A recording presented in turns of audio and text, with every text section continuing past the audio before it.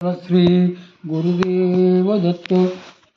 परवा आपण भूतमंडल देशातील कटंजाच्या गावचे लोकही त्यामुळे नेमके समारंभाकरता त्या खीर देशात आले हे आपण पाहिलं. यापुढे नागरिकांचा अग्निप्रवेश होतो. तर ते परमपूज्य दादा महाराज म्हणतात की त्या दिवशी संध्याकाळी विश्रांती घेण्याच्या इच्छेने सर्व अलंकार व राजवस्त्रे उतरवून साधी वस्त्रे परिधान करून गवल राजा राजवाड्याच्या समोरच्या पटांगणात मोकळी हवा घेत स्वस्थ बसलेला होता. त्याच वेळी त्याच्या स्त्रिया, सचिव, सेवकगण वगैरे माडीवरच्या खिडक्यांमधून राजवाड्यासमोरून जाणाऱ्या चांडाळांच्या मिरवणुकीचा समारंभ पाहत होते. त्या समारंभासाठी भूतमंडल राज्यातून आलेल्या लोकांमधल्या एका म्हाताऱ्याचे लक्ष अचानक राजवाड्याच्या पटांगणात बसलेल्या गवल राजाकडे गेले. त्याने त्या कटंजाला बरोबर ओळखले. त्यामुळे सोबत आपल्या आणखी गाव गोतावळा घेऊन तो म्हातारा राजवाड्याच्या पटांगणात शिरला. तो मग राजापाशी येऊन त्याला हसून म्हणाला, "अरे कटंजा, तू किती दिवसांनी दिसलास बरे झाले. तुमचा इथला राजा गाणाऱ्यांची, गुणी माणसांची कदर करतो का? त्यांना बक्षिसी देतो का?" त्या म्हाताऱ्याचे हे लगटीचे भाषण ऐकून गवल राजाने त्याच्यावर खेकसून त्याला बळेच हाकलू लावले आणि तो माघारी वळला.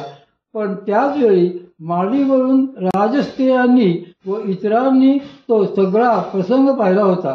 त्याचा संवादही ऐकला होता. त्यावरून त्यांच्या लक्षात आले की हा आपला राजा चांडाळ आहे. लागलीच त्या सर्वांनी त्याचे तोंड बघण्याचे टाळले.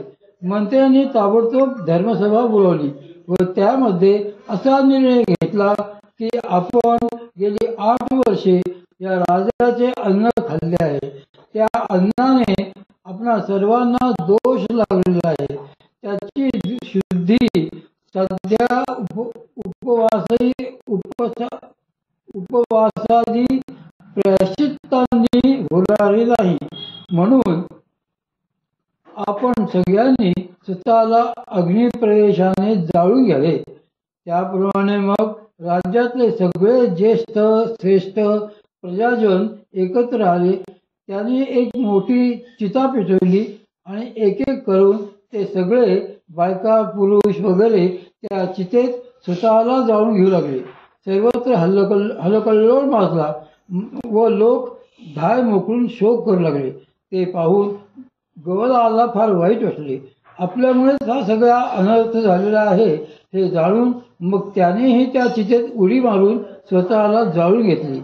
तिकडे कटंजाचा म्हणजे गवलराजाचा तो देह चितेत जळला आणि इकडे सरोवरातील पाण्यात दर्भ फिरवीत अगमर्षण करीत असलेला गाधी त्या दीर्घ स्वप्नातून जागा झाला. बघतो तर तो पाण्यातच उभा होता. मंत्रजप करून मग तो बाहेर आला. गाधीचा तो भ्रम नाहीसा व्हायला 4 घटका लागल्या. तो अत्यंत अस्वस्थ झाला होता. आपण नेमके काय पाहिले हे त्याला कळतच नव्हते. वास्तविक पाहता पृथ्वीवरच्या कालगणनेनुसार तो फारच थोडा वेळ पाण्यात होता. पण त्या काळातही त्याने एक दीर्घ स्वप्न पाहिले होते. एक संपूर्ण जन्म भोगला होता. मग भानावर आल्यानंतर ते सर्व माईक स्वप्नच होते. त्यात सत्याचा लवलेशही नव्हता. त्यामुळे त्याचा विचार करण्यात काही अर्थ नाही असा निश्चय करून पुनश्च शांतपणे आपली नित्यकर्मे व भगवत चिंतन करीत तो कालक्रमणा करू लागला. भ्रमाची शहानिशा. पुढे काही वेळाने एके दिवशी एक ब्राह्मण अतिथी त्याच्याकडे आला. त्याने अतिशय प्रेमाने त्या अतिथीला आपल्या आश्रमात ठेवून घेतले. दुसऱ्या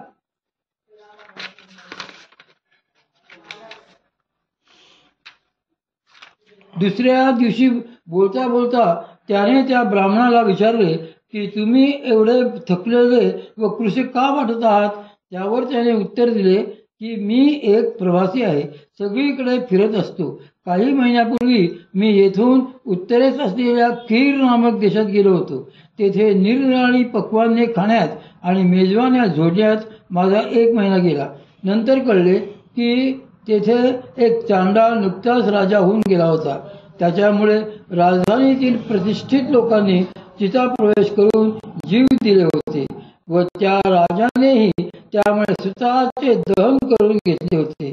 ते ऐकून मी तडक तेथून निघालो व प्रयाग क्षेत्री जाऊन तेथे पापक्षालनार्थ 3 वेळा चांद्रायण व्रत केले. त्या दीर्घ उपवासांनी मी असा कृश झालेलो आहे. ती हकीकत ऐकताच गाधी आश्चर्यचकित होऊन थरारून गेला.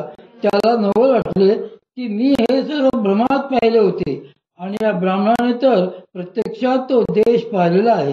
गाधीने मग त्या ब्राह्मणाकडे सखोल चौकशी केली. त्या चांडाळ राजाचे नाव विचारले. तो पूर्वी कोण होता हे विचारले. त्यानेही त्याचे नाव गबल होते व तो पूर्वी कटंज नामक चांडाळ होता असे सांगितले. सर्व हकीकत बरोबर जुळली. गाधीला मग काही चैन पडेना. त्याने त्या ब्राह्मणाचे आतिथ्य करून त्याला यथासंभव संतुष्ट करून परत पाठविले आणि तो स्वतः आपल्या भ्रमाची शहानिशा करण्याकरता कुटीबाहेर पडला. मजल दरमजल करीत तो शेवटी कीर देशात जाऊन पोचला. तेथे गेल्यावर त्याला तेथे सगळे ओळखीचे दिसायला लागले. हाच आपला राजमहाल, हेच त्या नगरचे रस्ते असे सगळे त्याला ओळखू येऊ लागले. त्याने सगळी चौकशी केली. त्यानंतर तो भूतमंडल राज्यात गेला. तेथेही त्याला सगळे ओळखीचे वाटू लागले.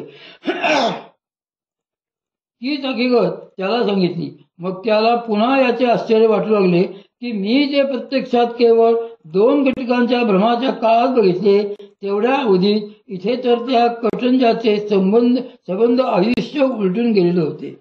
जग केवळ संकल्प मात्र. मग त्याला आठवले की मागे आपल्यावर कृपा करून भगवान श्री विष्णूंनी वर दिलेला होता. त्याप्रमाणेच ही भयंकर माया त्यांनी मला दाखविली असावी. म्हणून मग तो तडक तेथून निघाला व एका अरण्यातील गुहेत जाऊन त्याने 2 वर्षे पुन्हा तप केले. कृपाळू श्री भगवंत पुनश्च त्याच्या समोर प्रगट झाले. गाधीने अत्यानंदाने त्यांना अर्घ्य पाद्य वगैरे उपचार अर्पण करून हात जोडून विचारले की देवा, या भ्रमाची संगती मला कळली नाही. माझ्या भ्रमाप्रमाणेच इतर शेकडो लोकांनाही तोच अनुभव कसा काय आला? माझ्या भ्रमाच्या 2 घटकांच्या काळातच भूतमंडलादी देशात कित्येक वर्षे कशी उरली गेली? हा भ्रमाचा कोणता प्रकार आहे? त्याने श्री भगवंतांना कळवळून प्रार्थना करीत असे विचारले असता देवाने त्याला समजावून सांगितले की तू ज्यावेळी पाण्यात उतरलास त्यावेळी तुझ्या वासनाग्रस्त चित्ताने हा खेळ केला. तुला सर्वत्र दिसणारा हा व्यापक जगद्भ्रम म्हणजे प्रत्यक्षात तुझेच विस्तारलेले चित्त आहे. वासनायुक्त चित्तामध्ये लक्षावधी गोष्टी घोळत असतात. तू जे पाहिलेस, अनुभवलेस तो सारा तुझा वासनायुक्त चित्ताचाच चमत्कार आहे. इतरांनाही तुझ्यासारखाच अनुभव घेणे हा केवळ सामुदायिक भ्रमाचा एक प्रकार आहे. तू अनुभवलेले काळाचे भेदही प्रत्यक्षात कल्पितच आहेत. हे गाधे, आत्मतत्वाचे विस्मरण झाले की वाटेल तसे भ्रम होत असतात. माझ्या सद्गुरू बंधू भगिनींनो, आज मला क्षमा करा. माझी प्रकृती ठीक नसल्यामुळे, आता वय झाले त्यामुळे हे असं होणार.